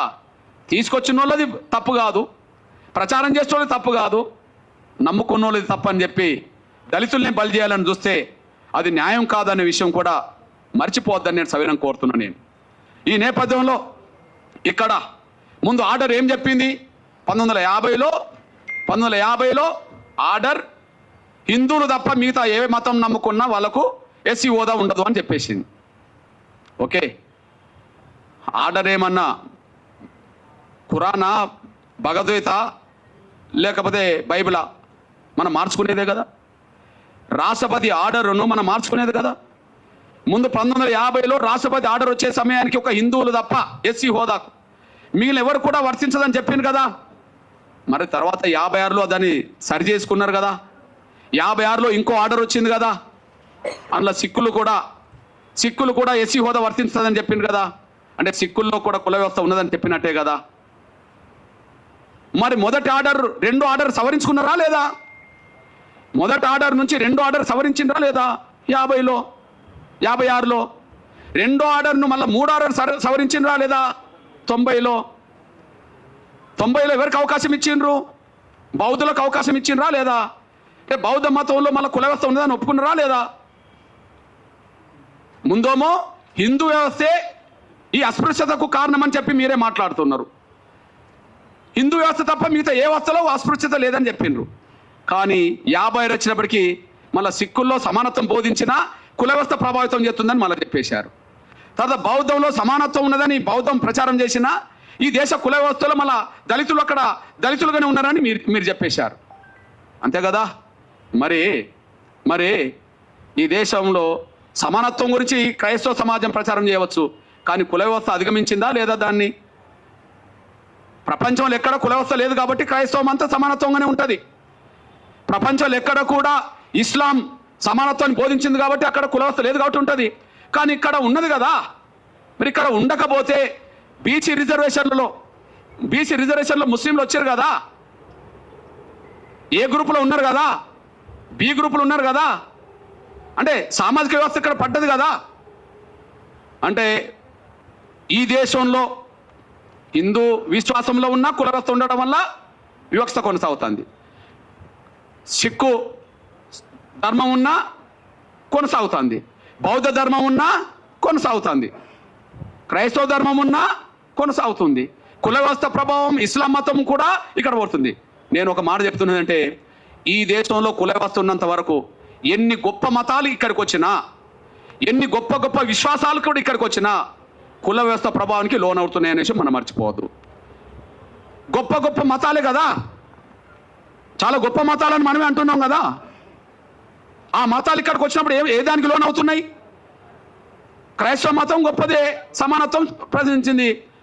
మరి గద్దర్ కూడా పాట రాసింది కదా, మాల క్రైస్తు, మాది క్రైస్తు, రెడ్డి క్రైస్తు, కమ్మ క్రైస్తు, బ్రాహ్మ క్రైస్తు అని చెప్పి ఒక పాట రాసింది కదా. క్రీస్తుని నమ్ముకునే వాళ్ళు ఒక్కరైతే మాల క్రైస్తు, మాల చర్చీలు, మాదిగ చర్చీలు ఎందుకు వచ్చినాయి? కమ్మోల చర్చీలు, రెడ్డోల చర్చీలు ఎందుకు వచ్చినాయి? ఈ దేశానికి ఏ మతం వచ్చినా కుల వ్యవస్థ ఉన్నంత వరకు కుల వ్యవస్థ ప్రభావానికి లోన్ అవ్వాల్సిందే. సిద్ధాంతం సమానత్వం అయితే అది బయటనే, ఇక్కడికి వచ్చినప్పటికీ ఆ సిద్ధాంతం 100% పనిచేస్తలేదు. కుల వ్యవస్థనే ప్రభావితం చేస్తుంది, కుల వ్యవస్థే శాసిస్తుంది, కుల వ్యవస్థే అసమానతలు సృష్టిస్తుంది. కుల వ్యవస్థను రద్దు చేయనంత కాలం సమానత్వం ఇక్కడ ఉండదు. కాబట్టి సమానత్వం వైపు అడుగులు వేయాలంటే కుల వ్యవస్థ రద్దు కావాల్సిందే తప్ప ఎస్సీ హోదా రద్దు చేయడం వల్ల పరిష్కారం లేదనే విషయం మీ దృష్టికి తీసుకొస్తున్నాను. నేను 1950 ఆర్డర్ రాజ్యాంగ విరుద్ధం. 1950 ఆర్డర్ కేవలం దళితుల మీద పెట్టిన ఆంక్షలు. దళితులు మాత్రమే మారద్దు, మిగతా ఎవరు మారినా మాకు అభ్యంతరం లేదు. దళితులు మాత్రమే మారద్దు, ఇంకెవరు మారినా మాకు అభ్యంతరం లేదు. బ్రాహ్మణులు మారవచ్చు, మారేటట్టు చేయవచ్చు. రెడ్లు మారవచ్చు, మారేటట్టు చేయవచ్చు. కమ్మోళ్ళు మారవచ్చు, మారేటట్టు చేయవచ్చు. బీసీలు ఇతరులు మారవచ్చు, మారేటట్టు చేయవచ్చు. కానీ దళితులు మాత్రం మారద్దు. మీరు మా కాళ్ళ కాడు ఉండాలి. మేము అంట్రానోళ్ళని పిలిచినా కూడా మీరు పడి ఉండాలి. మిమ్మల్ని అవమానించినా మీరు పడి ఉండాలి. మిమ్మల్ని చిన్న చూపు చూసినా పడి ఉండాలి. కుల వ్యవస్థలో వివక్షత ఉన్నది కాబట్టి, కుల వ్యవస్థలో అంట్రాంతనం ఉన్నది కాబట్టి మేము పాటించినా మీరు పడి ఉండాలి. మీకు మనుషుల హోదా సమానమైన గౌరవం కాదు, పశువులతో సమానంగా, పశువుల కంటే హీనంగా చూసినా మీరు పడి ఉండాలి. కానీ మారద్దు. కుల వ్యవస్థలో అస్పృశ్యత ఉంటుంది, మీరు అంగీకరించి రిజర్వేషన్ పొందండి. మీరు మారితే రద్దు చేస్తాం. ఇది కండిషన్ కాదా? ఇది నిర్బంధమైన హింస కదా? మీరు బలవంతంగా ఉండండి. మీరు మారదలుచుకుంటే రిజర్వేషన్ వదులుకొని వెళ్ళండి. ఏ వివక్ష లేని వాళ్ళు మారినా మంచిదే. కుల వ్యవస్థలో వివక్ష గురవుతున్నదా బ్రాహ్మణ సమాజం? అందరికంటే ఎక్కువ గౌరవమైన హోదా పొందింది కదా. ఈ తెలుగు నేల మీద బ్రాహ్మణ సమాజం తర్వాత కమ్మ, రెడ్లు, కాపులు ఉంటారు కదా అగ్రకులాల లిస్టులో. వాళ్ళు కూడా ఎస్సీ బీసీల కంటే పై హోదాలో ఉన్నారు కదా. అంటే పై హోదాలో ఈ దేశంలోనే అత్యున్నత వ్యవస్థలో కుల వ్యవస్థలో గౌరవం పొందుతున్న బ్రాహ్మణులు మారిన మాకు అభ్యంతరం లేదు. వాళ్ళకు 1950 ఆర్డర్ వర్తించదు. ఈ తెలుగు నేల మీద కమ్మోళ్ళు, రెడ్డోళ్ళు, కాపులు ఎవరు మారిన మాకు అభ్యంతరం లేదు. వాళ్ళకి ఆర్డర్ వర్తించదు. కానీ అందరికంటే కుల వివక్షత గురవుతున్న వాళ్ళు ఎవరైనా ఉంటే, దళితులైతే వాళ్ళు మారితే మాత్రం అంగీకరించాం. బలవంతంగా వాళ్ళ పాదాల కాడ, వాళ్ళ కాళ్ళ కాడ కట్టిపడేసుకోవాలా? ఇదా రాజ్యాంగ స్పిరిట్? ఇదా ఆర్టికల్ 14-15 చెప్పింది? ఇదా ఆర్టికల్ 25 చెప్పింది? మత స్వేచ్ఛ అందరికి ఉంటుంది, వీళ్ళకు ఉండదా? సమానత్వం అని మాట్లాడుతున్న వాళ్ళు మమ్మల్ని అనగదొక్కడానికి నిర్ణయాలు తీసుకుంటారా? ఇదేం పద్ధతి? నాటి నుంచి నేటి వరకు అదే కొనసాగుతుంది. ఇక పోతే నేను ఒక విజ్ఞప్తి చేస్తున్నా. నేను హిందూ మందిరాల్లో ముందు, హిందూ దేవాలయాల్లో కేవలం బ్రాహ్మణులనే పూజారులుగా చేసే వ్యవస్థ రద్దు కావాలి.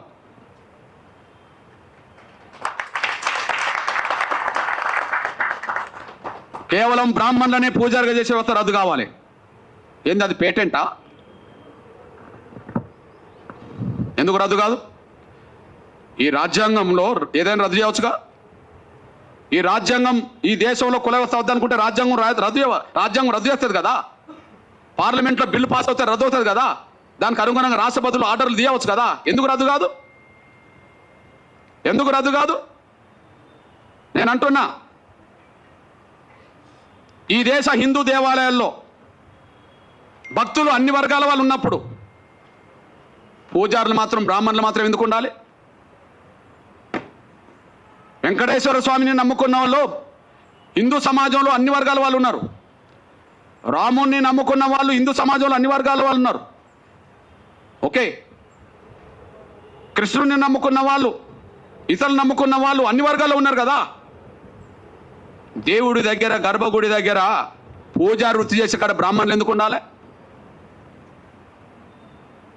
వాళ్ళు ఏమైనా దైవదూతలా? దేవుడు బ్రాహ్మణులను మాత్రమే ఉండాలని ఎక్కడన్నా చెప్పిండా? వెంకటేశ్వర స్వామి చెప్పిండా? రాముడు ఏమన్నా చెప్పిండా? కృష్ణుడు ఏమన్నా చెప్పిండా? ఇంకెవరైనా చెప్పిండ్రా? హిందూ దేవాలయంలో బ్రాహ్మణులు మాత్రమే పూజారులకు ఉండే వ్యవస్థ రద్దు కావాలా నా డిమాండ్. అక్కడి నుంచి కుల నిర్మూలకు దారితీస్తుంది, అక్కడి నుంచి సమానత్వానికి దారితీస్తుంది. హిందూ వ్యవస్థలో సమానత్వం రావడానికి పునాదులు పడతాయి. నేను ఒక విషయం చెప్తున్నా, నేను అయోధ్యలో రాముడి గుడి కాడ మా ఎస్సీ ఎస్టీ బీసీలకు ఉండబడే హక్కు ఇంకెవరికి లేదు.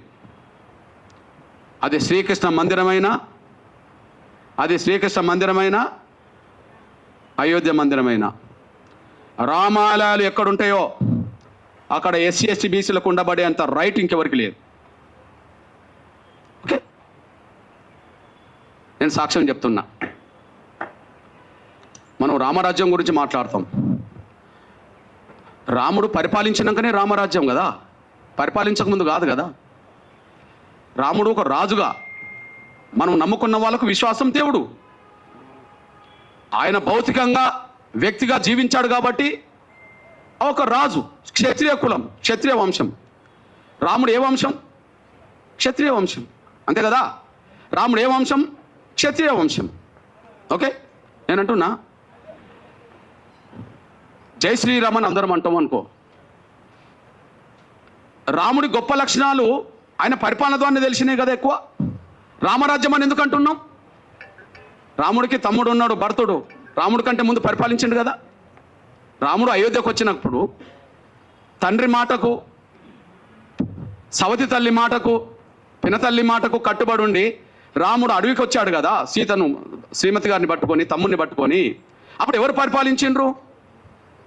ఎవరు పరిపాలించరు కదా. మరి ఆయన పరిపాలించడు, రాముడు పరిపాలించడు. కానీ మనం ఏమంటున్నాం, మన హిందూ సమాజంలో రాముడి భక్తులు, ఓకే రాముడు దేవుడు గొప్ప రాజు అనుకుంటే ఏమంటున్నారు? రామరాజ్యం తీసుకొస్తాం అంటుండ్రు. రామరాజ్యం గొప్పదే కదా. ఆ రామరాజ్యం గొప్పదని ఎట్లా తెలిసింది? రాముడు పరిపాలిస్తేనే తెలిసింది కదా. మరి రాముడు అయోధ్య నుండి వస్తే, అడవి నుండి వచ్చినాకనే పరిపాలించండు కదా. అడవికి వెళ్ళక ముందు రాజు కాదు కదా. అడవికి వెళ్ళక ముందు రాజు కాదు కదా. అడవికి వెళ్ళి వచ్చినాకనే రాజు కదా. మరి అడవికి వెళ్ళి అడవి నుంచి మళ్ళీ ఉట్టికినే వచ్చాడా? యుద్ధం చేయలేదా? యుద్ధం జరిగిందా లేదా? రామారావణ యుద్ధం జరిగిందా లేదా? ఆ యుద్ధంలో గెలిస్తే కదా రాముడు రాజు అయింది. మళ్ళా ఆ యుద్ధంలో గెలిస్తే కదా అయోధ్యకి వెళ్ళింది. గెలిచినాక కదా అయోధ్యకి వెళ్ళింది. అయోధ్యకి వెళ్ళినాక కదా మళ్ళీ రాజుగా పట్టాభిషేకం చేసింది. గెలవకపోతే ఓకే గెలిచిండు. గెలవడానికి యుద్ధం జరిగింది కదా. ఆ యుద్ధం ఎక్కడ జరిగింది? అడవిలో జరిగింది కదా. ప్రధానంగా శ్రీలంకకు దక్షిణాది మధ్యలోనే జరిగింది కదా. మరి ఆయన సైన్యం ఎవరా? రాముడు సైన్యం ఎవరు? రాముడు సైన్యం ఎవరు? వానరులే కదా. వానరులు అంటే ఎవరు? అడవి బిడ్డలు కదా. అడవి బిడ్డలు అంటే ఎవరు? ఆదివాసులు కదా. ఆదివాసులు అంటే ఎస్టీలు కదా. అడవిలోనే యుద్ధం జరిగింది కదా. రాముడి సైన్యం 99% ఎవరు? రాముడికి తోడొచ్చిన లక్ష్మణుడు ఉన్నాడు సోదరుడిగా. కానీ రాముడికి అండగా నిలబడ్డది ఎవరిగా? సుగ్రీవుడు కదా. అడవి గిరిజన రాజే కదా. ఆంజనేయుడు కదా. సైన్యానికి నాయకత్వం వహించిండు, యుద్ధం చేసిండు కదా. సైన్యానికి నాయకత్వం వహించింది ఎవరు? యుద్ధం చేసింది ఎవరు? ఆంజనేయుడు కదా యుద్ధం చేసింది. ఆంజనేయుడు ఎవరు మరి? ఆదివాసి కదా. సుగ్రీవుడు ఎవరు? ఆదివాసి కదా. రాముణ్ణి గెలిపించడానికి యుద్ధంలో ప్రధాన పాత్ర పోషించింది ఎవరు? వానర సైన్యం కదా. ఆ వానర సైన్యాన్ని గైడ్ చేసింది ఎవరు? జాంబవంతుడు కదా. ఆ వానర సైన్యాన్ని గైడ్ చేసింది ఎవరు? జాంబవంతుడు కదా. ఇది ఎక్కడి నుండి తీసుకున్నాం? ఇదంతా వాల్మీకి రామాయణమే కదా. ఇది ఎక్కడి నుండి తీసుకున్నాం? వాల్మీకి రామాయణం నుండి తీసుకున్నాం కదా. ఇప్పుడు మన సైన్యాన్ని దేశ ప్రభుత్వాన్ని గైడ్ చేస్తున్నది ఎవరు చెప్పు? దేశంలో ఒక పెద్ద ఆయన అజిత్ దోవల్, అంతేనా? సైన్యాన్ని ప్రభుత్వాన్ని గైడ్ చేసేది ఎవరు? అనుభవస్తుడు అజిత్ దోవల్ లాంటి పాత్ర రావణుడి యుద్ధ కాలంలో జాంబవంతుడు చేసిండని చరిత్ర ఉన్నది కదా. రావణ యుద్ధంలో ఆంజనేయుడికి తన శక్తి తెలియదని తెలుసు కదా. తన శక్తిని గుర్తు చేసింది ఎవరు? జాంబవంతుడు కదా. నువ్వు దాటగలవు, నువ్వు సముద్రాన్ని ఈదగలవు, దాటగలవు, నువ్వు వాయుపుత్రుడివి కదా, నువ్వు పోయి రాగలవు, సీత జాడ తెలుసుకోగలవు, అక్కడున్న వాస్తవాలు చెప్పగలవు, అక్కడి నుంచి మనం యుద్ధం చేయగలవు అని చెప్పింది ఎవరు? ఆంజనేయుడికి తన శక్తి స్వరూపుడని గైడ్ చేసింది ఎవరు? చైతన్యపరిచింది ఎవరు? ప్రోత్సహించింది ఎవరు? జాంబవంతుడు కదా. రామ లక్ష్మణులతో పాటు సైన్యం అంతా మూర్చపడ్డప్పుడు, వాళ్ళ దాడిలో రావణకు సంబంధించిన వాళ్ళ యుద్ధం దాడిలో మూర్చపోయినప్పుడు వాళ్ళని లేపడానికి వాళ్ళ ఆంజనేయుని పంపి ఏం తెప్పించిండు? మీరే చెప్పాలి. సంజీవిని తెప్పించింది ఎవరు? జాంబవంతుడే కదా. యుద్ధాన్ని నడిపించింది జాంబవంతుడు. యుద్ధంలో త్యాగాలు చేసింది వానర సైన్యం. వానర సైన్యానికి సంబంధించిన వాళ్ళు గిరిజనులు. రాముడి అయోధ్య దేవాలయం నుంచి మొదలుకుంటే రామ మందిరాల్లో నా గిరిజనులు లేకుండా, దళితులు లేకుండా వీళ్ళేందే పూజారి వృత్తి చేసేది? వాళ్ళు ఏమైనా యుద్ధంలో గెలిపించిన వాళ్ళ? యుద్ధంలో గెలిస్తే కదా రాజు అయింది. వాళ్ళేంది అంటున్నా నేను. చర్చకు రావాల్సిందే. పోనీ రాముడి గుణాలని, రాముడి పౌరుషాన్ని, రాముడి మానవత్వాన్ని, రాముడి సామాజిక స్పృహను గొప్పగా ప్రపంచానికి చాటిన వాళ్ళు ఎవరు? వాల్మీకే కదా. గొప్పగా ప్రపంచానికి చాటిన వాళ్ళు ఎవరు చెప్పండి? రామాయణం రాసిన వాళ్ళు ఎవరో చెప్పండి. వాల్మీకి రామాయణం లేకపోతే రాముడి చరిత్ర ఎవరికి తెలుసో చెప్పండి. వాల్మీకే కదా. వాల్మీకిని మన తెలంగాణలో పోయే కదా, బీసీనే కదా. అక్కడక్కడ ఎస్టీలో ఉన్నారు కదా. పోనీ బీసీ సమాజం అనుకుందాం. నేనంటున్నా, రాముడి గురించి ప్రపంచానికి తెలియకముందే అందరు తెలిసేలాగా చేసింది వాల్మీకి అయితే, నా బీసీ ప్రజలకు సంబంధించిన వాళ్ళు ఎందుకు పూజారులు ఉండరు రామ మందిరాల్లో? రాముడు యుద్ధం చేసే సమయానికి సీత జాడ కనుక్కునేలాగా ప్రోత్సహించింది, తెలుసుకున్నది, వీళ్ళని కాపాడే ప్రయత్నం చేసింది మన జాంబవంతుడు కదా, దళితుడు కదా, మాదిగల ఆరాధ్య పురుషుడు కదా. ఈ దళితులకు లేని పూజారి వస్తే వాళ్ళకి ఎట్లా వచ్చింది? యుద్ధంలో గెలిపించింది మేము కదా, మా ఆదివాసులు కదా. రాముడి గురించి దేశానికి, ప్రపంచానికి తెలిపేటట్టు చేసింది మా వాల్మీకి కదా. వాల్మీకిని బ్రాహ్మణులను ఒప్పుకోమనండి, జాంబవంతుడు మావాడని ఒప్పుకోమనండి, ఆంజనేయుడు మావాడే అని ఒప్పుకోమనండి. వాళ్ళు ఒప్పుకోరు కదా. వాళ్ళు ఎవరు మరి?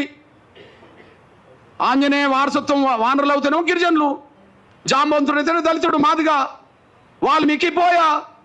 మరి మాకు లేని స్వేచ్ఛ రామ మందిరాల్లో, మాకు లేని హక్కు రామ మందిరాల్లో, మేము పూజారులు కానప్పుడు యుద్ధం చేయడానికి మాత్రం మేము ఉపయోగపడాలా? సాబతుకులు ఉన్న వాళ్ళని కాపాడడానికి ఉపయోగపడాలా? యుద్ధంలో గెలిపించడానికి ఉపయోగపడాలా? చరిత్ర రాయడానికి ఉపయోగపడాలా? కానీ రామ మందిరాల్లో పూజారులు చేయడానికి ఉపయోగపడమా మేము? మా దళితుల్లో, గిరిజనుల్లో, బలహీన వర్గాల్లో ఐఏఎస్ ఆఫీసర్లు అవుతారు కదా. ఈ దేశ రాష్ట్ర కేంద్ర ప్రభుత్వ సర్వీసులో ప్రధానంగా బ్యూరోక్రాట్స్ అంటే ఎవరంటారు? ఐఏఎస్ఏ కదా. మరి దళిత గిరిజన వర్గాలకు చదువుకుంటే ఐఏఎస్లు అవుతారు కదా, పూజారులు గారా అంటున్నా నేను. అందువల్ల మీకు విజ్ఞప్తి చేస్తున్నా, రామ అవతారమే తర్వాత కృష్ణ అవతారంగా మారింది. రాముడు కృష్ణుడు వేరు కాదు కదా. రాముడు కాలంలో రాముడు, కృష్ణుడి కాలంలో కృష్ణుడు. కానీ రాముడే చెప్తాడు కదా, నేను మరో జన్మలో కృష్ణుడికి వస్తాడని చెప్పి.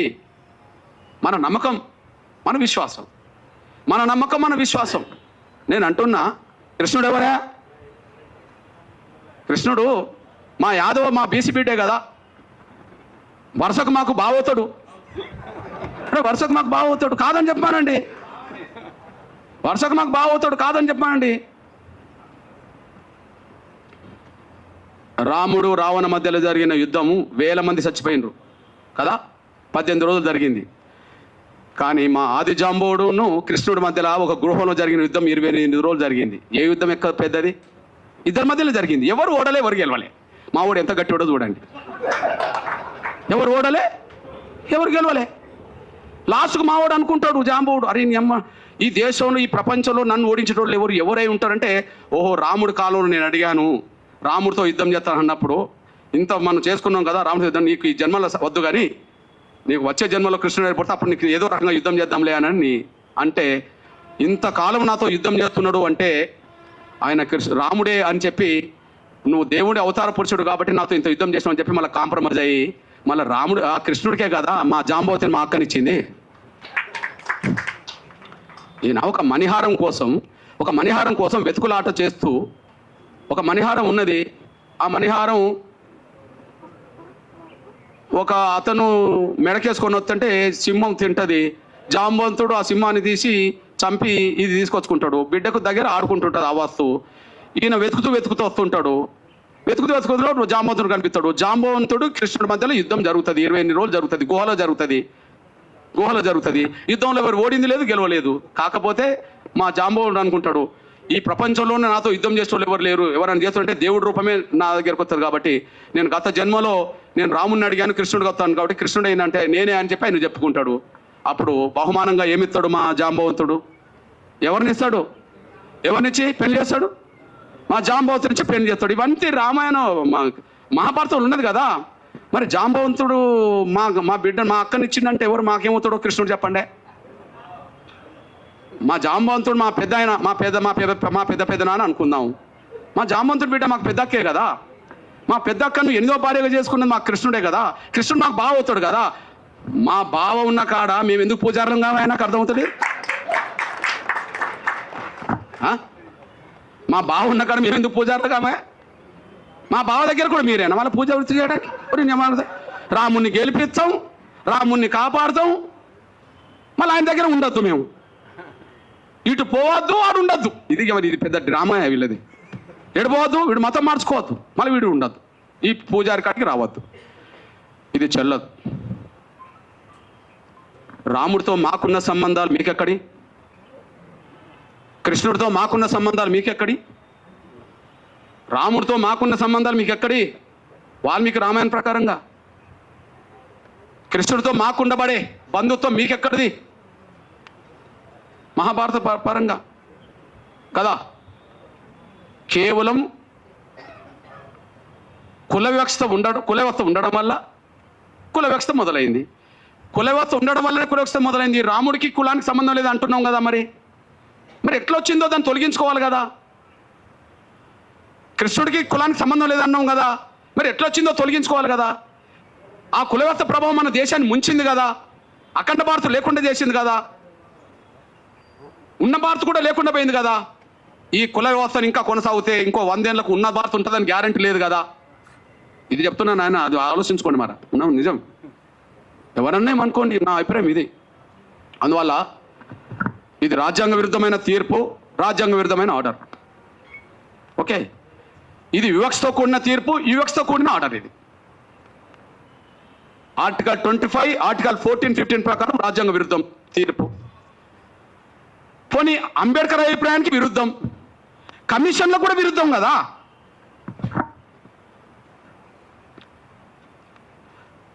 రంగనాథ్ మిశ్రా కమిషన్ దళితులు క్రైస్తవ మతం తీసుకున్నప్పటికీ వాళ్ళ మీద కులవివక్షత పోలేదు, అంటరానితనం పోలేదు. దళితులు కులవివక్షత దళితులు క్రైస్తవ మతం తీసుకున్నా రంగనాథ్ మిశ్రా కమిషన్ రిపోర్ట్ ఇచ్చింది కదా, కేంద్రం వేసిందే. అదే సమయంలో ఇది 2007లో వేస్తే సతీష్ దేశపాండే కమిషన్ రిపోర్ట్ కూడా ఉన్నది. సతీష్ దేశపాండే కమిషన్ రిపోర్ట్ కూడా ఉన్నది, 2008లో వచ్చింది. ఇందులో కూడా దళితులు క్రైస్తవ మతం తీసుకున్నా వాళ్ళ మీద కులవివక్షత పోలేదు అని చెప్తున్నాడు, అంటరాంతరం కొనసాగుతుందని చెప్తున్నాడు. ఇది కమిషన్ల అభిప్రాయానికి వ్యతిరేకం, కేంద్ర ప్రభుత్వం వేసింది. ఇది రాజ్యాంగం ప్రకారంగా రాజ్యాంగానికి వ్యతిరేకం, ఆర్టికల్ 25కి 14, 15కి వ్యతిరేకం. ఈ 1950 రాష్ట్రపతి ఆర్డర్ అనేది అంబేద్కర్ అభిప్రాయాలకు విరుద్ధం. ఇది మా స్వేచ్ఛకు విరుద్ధం, ఇది మా హక్కులకు విరుద్ధం. ఈ విషయంలో మీకు ఒక విషయం గుర్తు చేస్తున్నాను. నేను అంటున్నా, మన సనాతన ధర్మాన్ని బయట ప్రచారం చేస్తుంటాం. హిందూ ధర్మాన్ని ఇక్కడ కుల వ్యవస్థ గురించి అక్కడ చెప్పకుండా హిందూ ధర్మం గొప్పదనం గురించి మాట్లాడుతుంటాం. నేను అంటున్నా, ఈ మధ్య కాలంలో 100% ఫండమెంటల్గా ముస్లిం దేశాలుగా ప్రవక్త దేశాలుగా ఉన్న కాడ మన హిందూ దేవాలయాలు ఏర్పడుతున్న విషయం మనం మర్చిపోవద్దు. 2024లో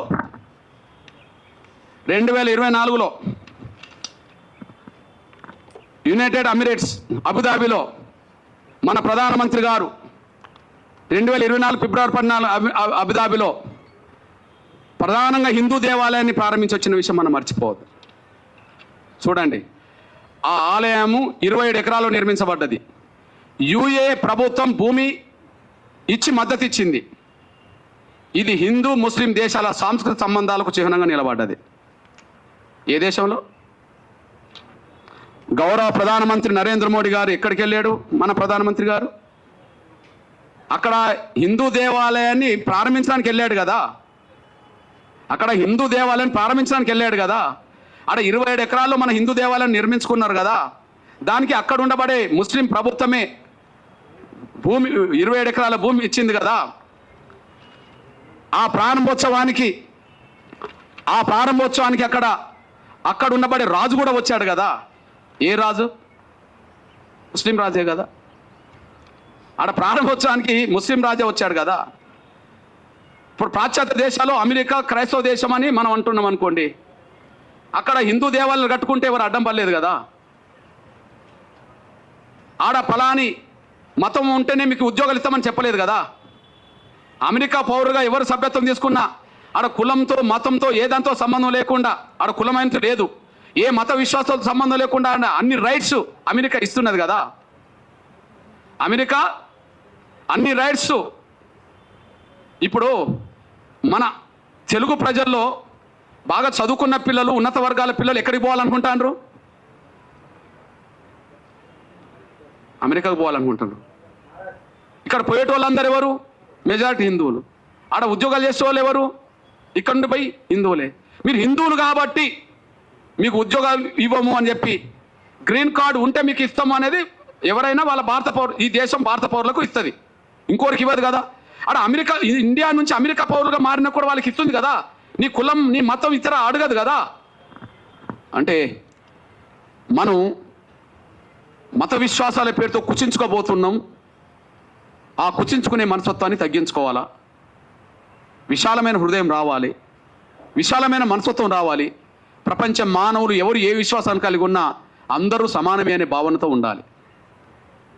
ఒకరు ఎక్కువ తక్కువ అనే భావన కాకుండా ఎవరు ఏ విశ్వాసం కలిగి ఉన్నా రాజ్యాంగం చెప్పినట్టుగా అన్ని మతాలను విశ్వసించి గౌరవించే విధంగా ఉంటే సరిపోతుందని చెప్పి రాజ్యాంగం రాసింది అంబేద్కర్. దానికి అనుగుణంగానే పరిపాలన జరగాలి. కానీ ఒక దళితుల మీదనే వివక్షత ఆంక్షలు ఉండొద్దని, మీరు పెట్టదలుచుకుంటే అందరి మీద పెట్టే స్థాయి వస్తే ఒకసారి పెట్టి చూడండి అని, ఒక దళితుల మీదనే ఆంక్షలు వద్దని, మీరు పెట్టదలుచుకుంటే అందరి మీద పెట్టే స్థాయికి మీరు రావాలని, అందరి మీద పెట్టడం కూడా ధర్మం కాదని, ఎవరి విశ్వాసాలైనా కలిగి ఉండడానికి అవకాశం రాజ్యాంగం ఇచ్చిందని చెప్పి మేము భావిస్తూ, మేము దళిత క్రైస్తవులకు విజ్ఞప్తి చేస్తున్నా నేను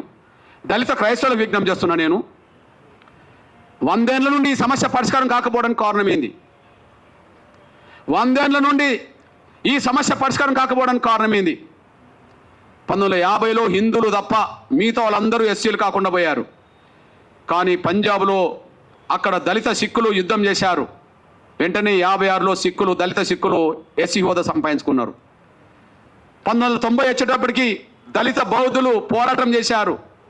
ఆ పోరాటానికి చిహ్నంగా దళిత బౌద్ధులు కూడా ఎస్సీ హోదా సంపాదించుకున్నారు. ముందు కేవలం హిందువుల వరకే పరిమితమైన హిందూ దళితుల వరకే పరిమితమైన ఎస్సీ హోదా ఆ తర్వాత పంజాబ్లో పోవటం జరగడం వల్ల అక్కడ 56లోనే వచ్చింది.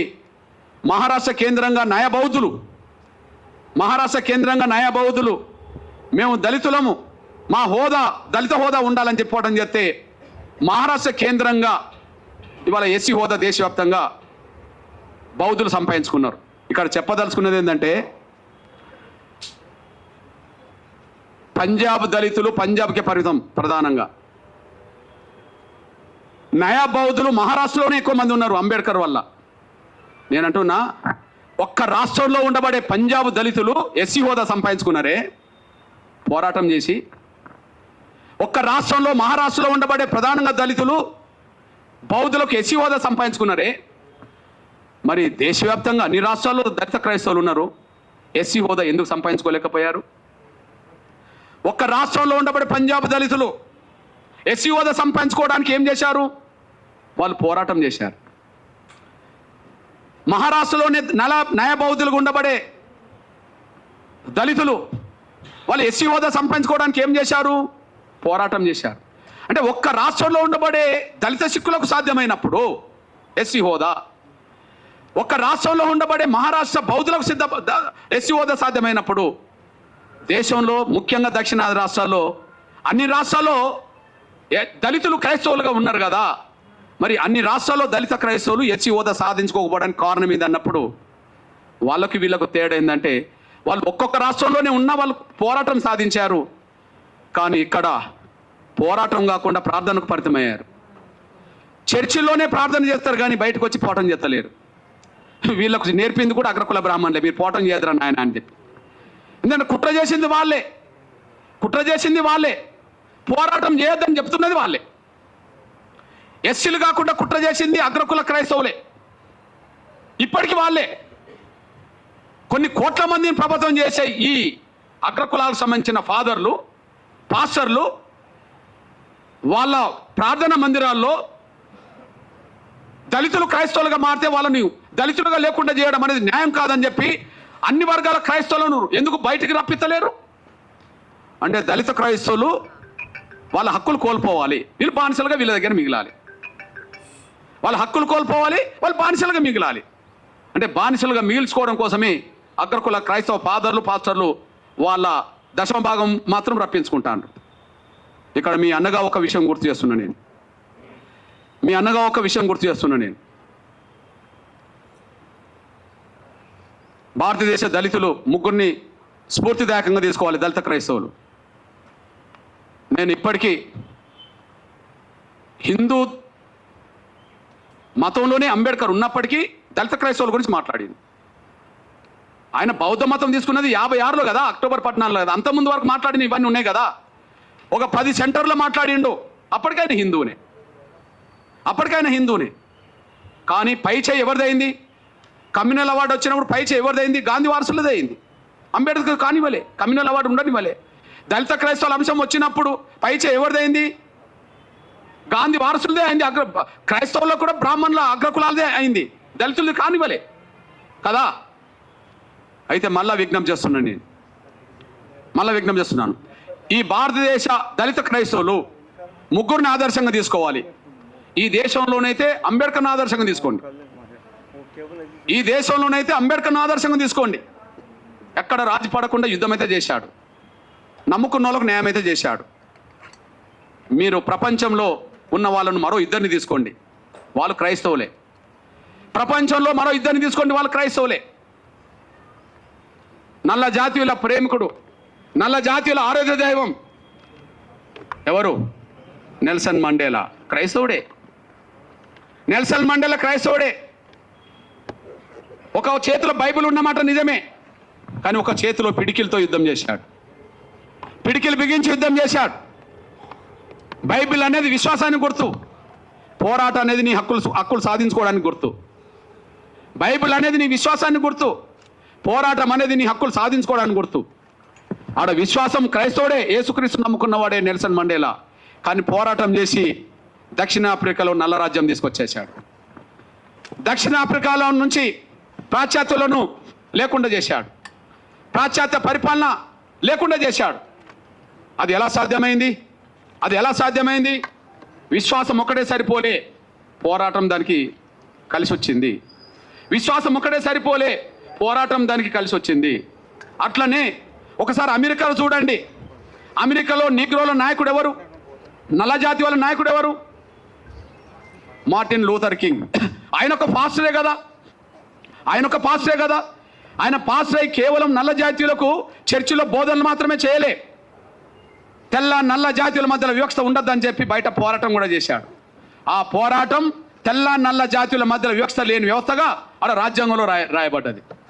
అంటే మనం నమ్ముకున్న, మీరు నమ్ముకున్న ఏదైతే బైబిల్ ఉన్నదో ఆ బైబిల్లో కూడా ఉన్నది క్రియలేని విశ్వాసం మృతపాయము అని చెప్పి.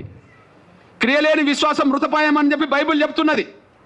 మీరు విశ్వాసాన్ని నమ్ముకోమని చెప్తున్నారే తప్ప ఫాదర్లు, పాస్టర్లు మీ హక్కులు సాధించుకోండి, క్రియ చేయండి అని చెప్పి వాళ్ళు ఎక్కడ చెప్పట్లేదు. కాబట్టి మీరు నెల్సన్ మండేలాను ఆదర్శంగా తీసుకొని, ఆయన క్రైస్తవుడే, ఆడ నల్ల జాతుల రాజ్యం నిర్మించిండు. అదే సమయంలో తెల్ల నల్ల జాతుల మధ్యలో వివక్షను తొలగించే కాడ మార్టిన్ లూథర్ కింగ్ ఆడ పోరాటం చేసి సాధించిండు. ఆయన క్రైస్తవ పాస్టరే. ఇక్కడ దళితుల హక్కుల కోసం యుద్ధం చేసి సాధించింది మన అంబేద్కరే. ఈ దేశంలో ఉండబడే దళిత క్రైస్తవులు అంబేద్కర్ను ఆదర్శంగా తీసుకొని ఉద్యమం చేయండి. నెల్సన్ మండేలాను ఆదర్శంగా తీసుకోండి, మార్టిన్ లూథర్ కింగ్ను ఆదర్శంగా తీసుకోండి. కానీ అగ్రకులాల ఫాదర్లు, పాస్టర్లను అనుసరించి మీ హక్కులను కోల్పోవద్దని చెప్పి నేను విజ్ఞప్తి చేస్తూ, ఏనాడైనా ఎంఆర్పిఎస్ ఖచ్చితంగా న్యాయం పక్షాన, ధర్మం పక్షానే ఉంటుంది. ఎంఆర్పిఎస్ న్యాయం పక్షాన, ధర్మం పక్షానే ఉంటుంది. ఖచ్చితంగా ఏదైతే రాష్ట్రపతి ఆర్డర్ ఏదైతే ఉన్నదో 1950 ఏదైతే ఉన్నదో, ఇప్పుడు బౌద్ధులకు సరి చేసినట్టుగానే, అంతకుముందు సిక్కులకు సరి చేసినట్టుగానే ఖచ్చితంగా దళిత క్రైస్తవులకు, దళితుల్లో ఉండబడే ముస్లిం సమాజానికి కూడా ఖచ్చితంగా అది వర్తింపజేయాలని చెప్పి నేను విజ్ఞప్తి చేస్తూ, ఆ దిశగా పోరాటానికి మీరు ముందుకు వస్తే అండగుండడానికి మేము ముందున్నామన్న విషయం కూడా మర్చిపోవద్దని చెప్పి గుర్తు చేస్తూ ముగిస్తున్నాను. ధన్యవాదాలు.